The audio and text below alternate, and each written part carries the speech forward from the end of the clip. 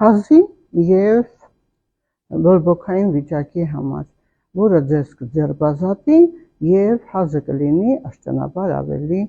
փափուկ և խորխաբեր։ Ինչ ենք անում, վերցնում ենք մեկ սող ընդ որում կեղևով լավ լվանում ենք, կտրատում և լցում կաթսայի մեջ, այնուհետև վրան լցնում ենք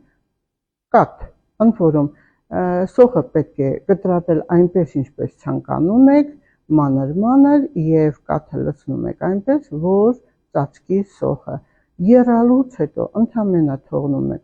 2 րոպե, որ եռա կաթսայի մեջ, վերցնում եք կաթսայից, թողնում, որ ինքը լինի 40-50 աստիճան, վրան ավելացնում ենք 1 թեյ գդալ մեղր, որպեսզի իր հատկությունները էլ ավելի հզորանա և ազդեցությունը լավ լինի։ Խմում ենք 1 բաժակ առավոտյան և երեկոյան, մինչ սնունդ օգտագործելը։